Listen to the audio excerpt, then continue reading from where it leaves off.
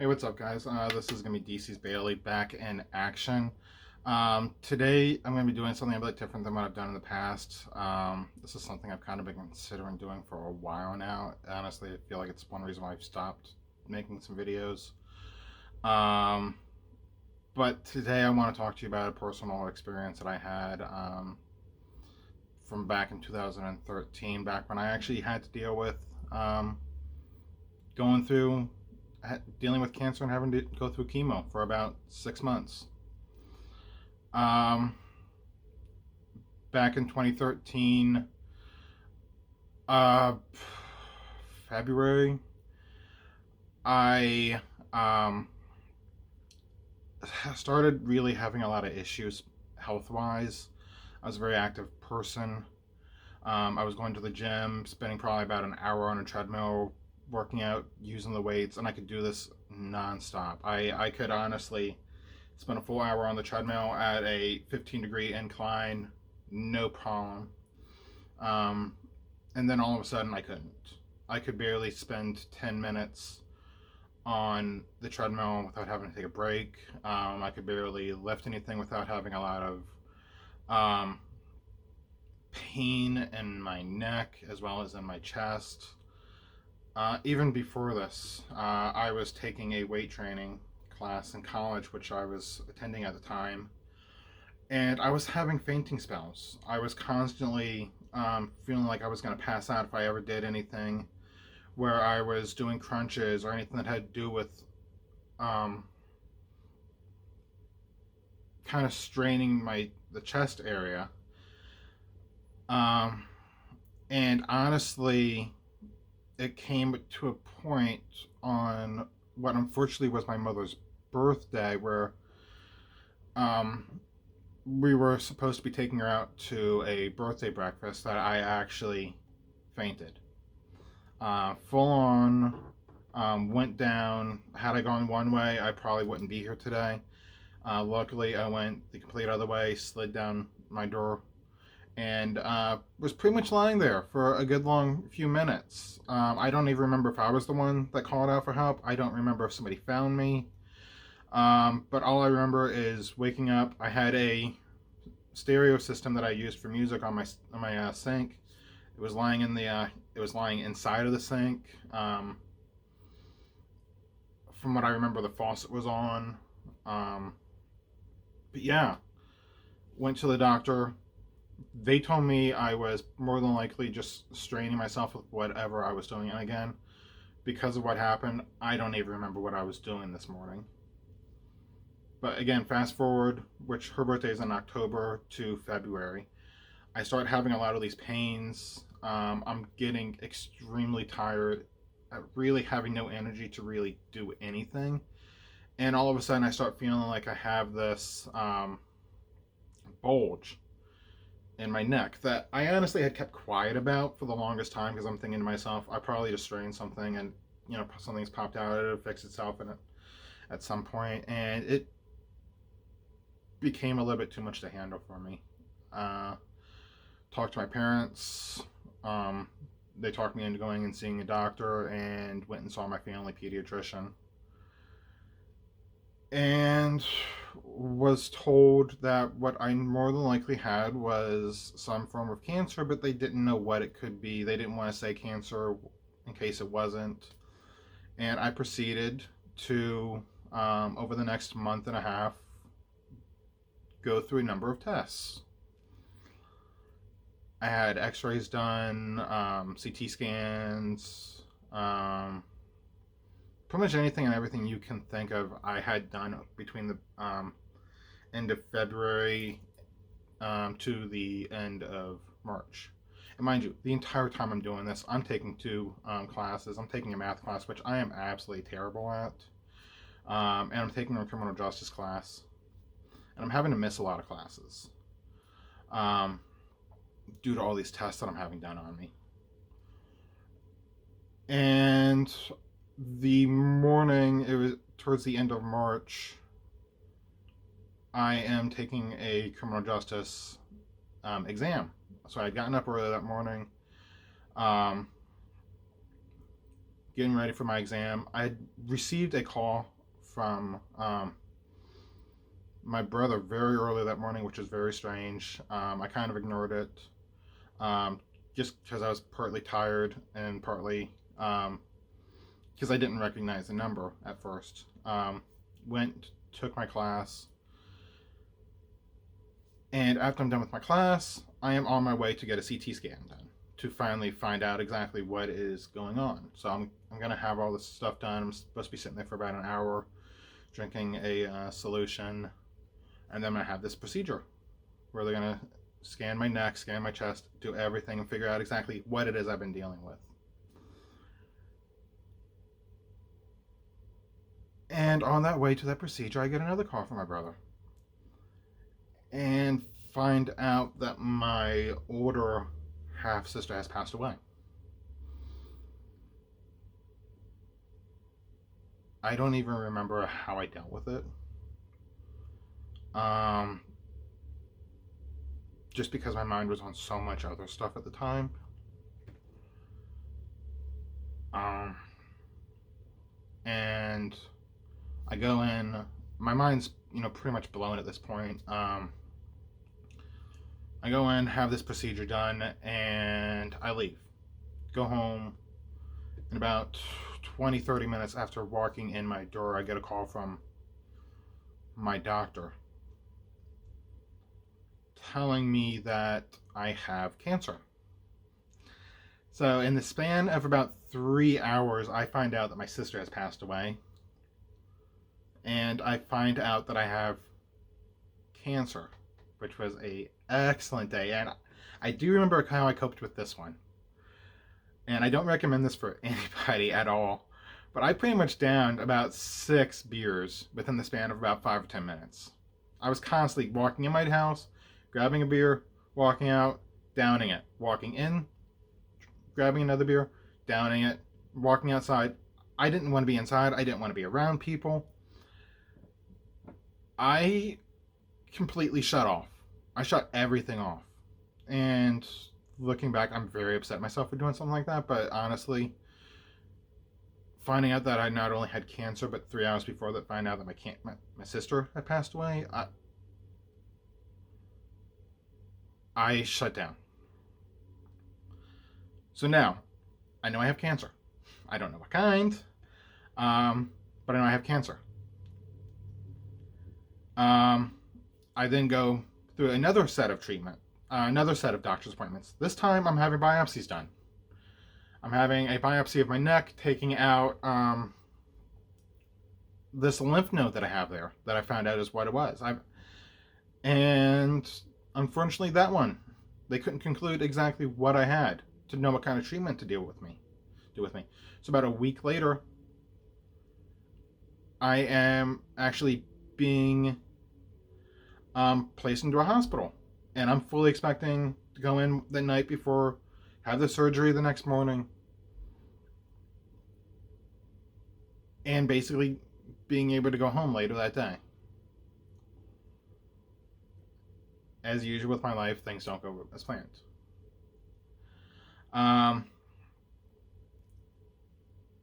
Found out that my lymph node in my neck that they were trying to take the biopsy from was a lot bigger than they expected. The reason I'd been in so much pain, that I could barely turn my neck, honestly, for months on end, was I had a lymph node the size of an egg. And what was supposed to have been a 2-hour surgery turned into a 4.5-hour surgery. Then spent the entire week.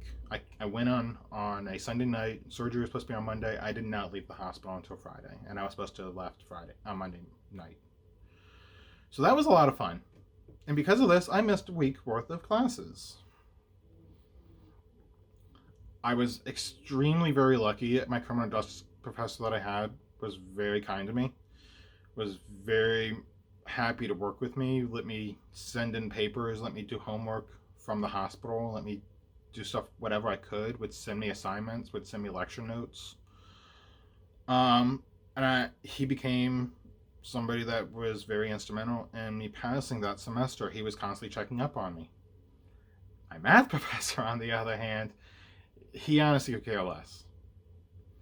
he did not let me make up anything, would not send me notes, pretty much anything. And I had to go to the dean of the school and ask to be refunded for my class because this man was not letting me drop it. He was not going to allow me to receive the money that I spent on it because I was about 3 weeks away from the final lesson, from the final exam. And he just did not care that I had cancer, that I was missing classes so much because I was not allowed to be in class.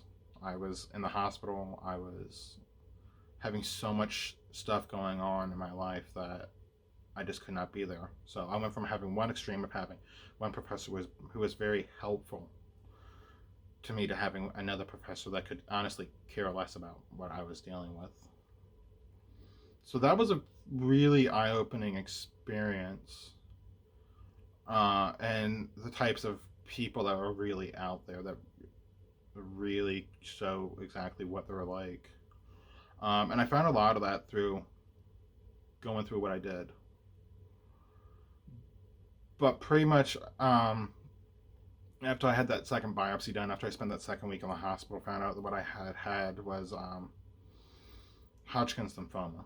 It's a blood type cancer that basically comes from sugar glands and absolutely destroyed my white blood cell counts.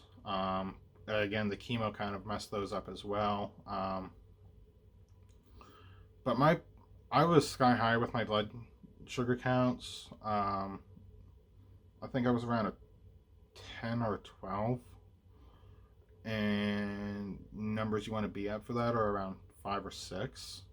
So I was extremely high on the scale of that, and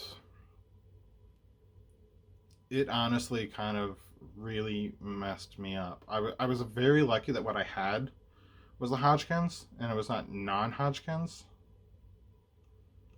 Non-Hodgkin's would have been a lot harder for me to deal with. It's a lot more of a difficult um, form of cancer to deal with. So I was very lucky that it was Hodgkin's lymphoma. But yeah, I went through about 6 treatments. I know that doesn't sound like a lot. I mean, 6 months of treatments, 12 treatments altogether. Yeah, I know that doesn't sound like a lot. There's a lot of people out there that are constantly dealing with a lot of treatments and everything. And it was very hard for me to deal with what I did. I can't imagine what other people have had to deal with. All my treatments were outpatient. I would basically go in for about 6 hours, get plugged up, pump full of drugs and everything, and I'd be allowed to leave. But when you're doing about 6 months of treatments, 12 treatments altogether, you're literally seeing the doctor just about every other day.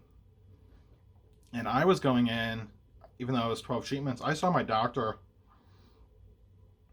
probably about 24 to about 35 times in that time span.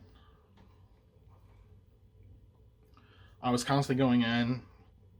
If it wasn't for exactly the chemotherapy, I was going in and getting tests every 3 months. I was going in every other week and having fluid pumped into me. I was constantly being checked on. I had honestly no privacy. Family was constantly checking on me. I would sleep for days on end, so I had no energy. Food began to not taste good to me. My body was kind of giving out on me. My eye would swell shut all the time. I could never really look out of my left eye for 6 months because I'd go in for a treatment. Halfway through the treatment, my eye would start swelling up because the chemotherapy was so aggressive. I found out later on that I was taking an extremely high dose of chemotherapy to the point where in my very first treatment, my skin turned translucent. You could literally see through me. My shirt that I was wearing which was a neon green. It was basically shining off of my skin. I was so white.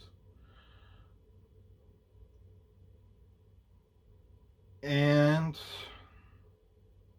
I was in constant pain.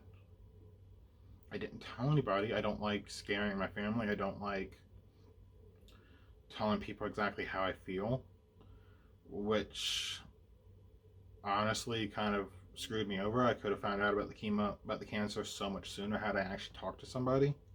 And it's something I do advise people to do. Um, but I didn't want to scare people. I didn't want to tell them exactly how much I was hurting, what kind of emotional state I was in. There were times where I thought to myself, I don't even want to deal with this anymore, and I had thoughts that I didn't want to think about. Um, I thought about, if I went to sleep one day, how bad would it be if I didn't wake back up? And I had thoughts where I thought, I wish I'd never found out about this chemo, and I wish about the cancer, and I wish, things had worked out differently. But for me, personally, as much as I hate the thought of it, I honestly can't stand the thought of the cancer. I have anxiety attacks with thoughts of it coming back.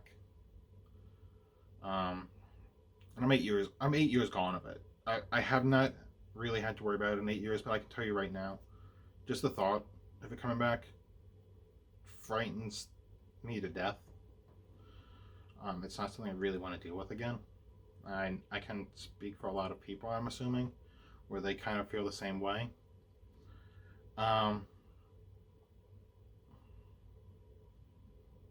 yeah, there's a lot of issues that I had medically that are kind of lingering to this day. I had a chemo port that was placed on my chest that within the last 2 months of the treatments was no longer usable.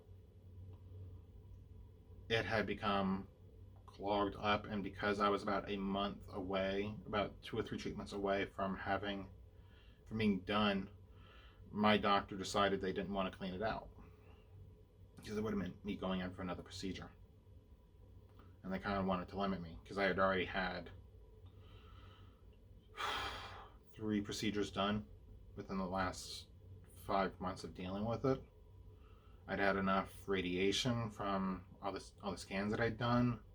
I had enough drugs pumped into my system through the chemo. They really didn't want to do more to my body. And they started pumping the drugs through my arm. And pretty quickly my blood vessels started bursting. So it's very difficult for me to even give blood. It's very difficult for doctors to find usable blood vessels with me, even 8 years on.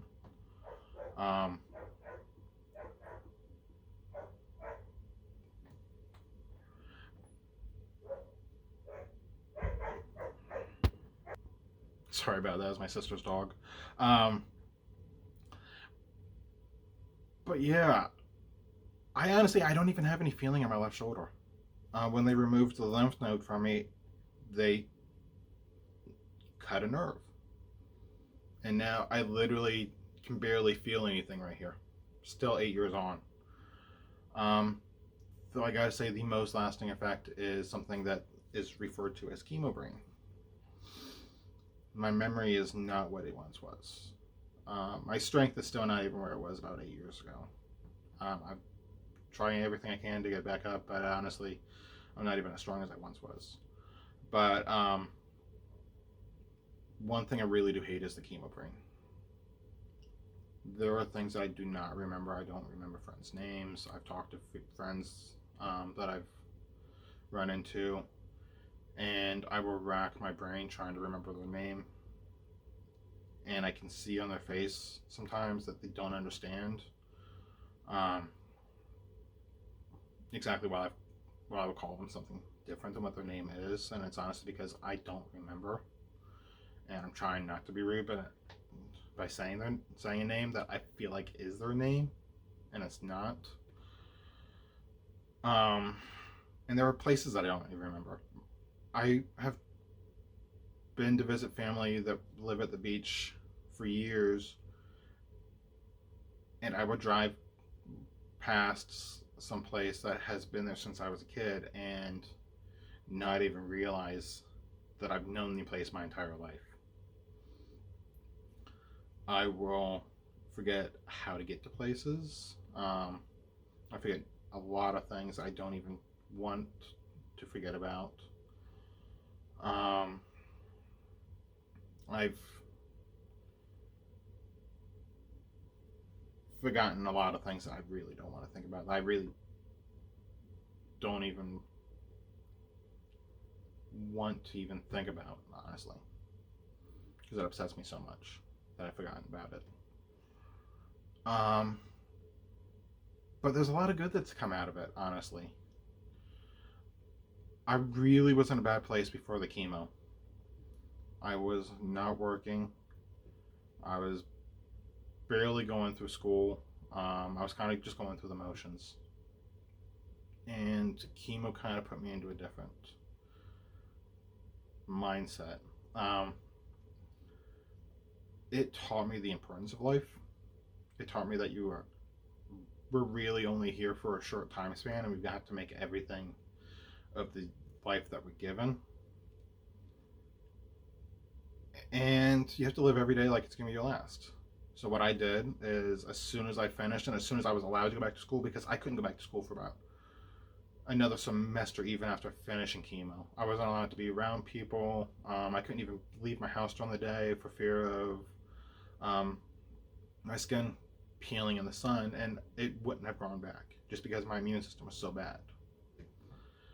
Um, but as soon as I finished the chemo and as soon as I was allowed back in school, I went back in. I put my mind to everything. I literally took one of my worst subjects and made it into one of my best. I was able to graduate very quickly, was able to go out and get myself a job, which I had not had in the longest time. Became very good at it. Became one of the best sellers that my store had. And not only my store, but our division. Went on, got myself another job where I was very happy, became very successful in a lot of things there. Again, became one of the best sellers.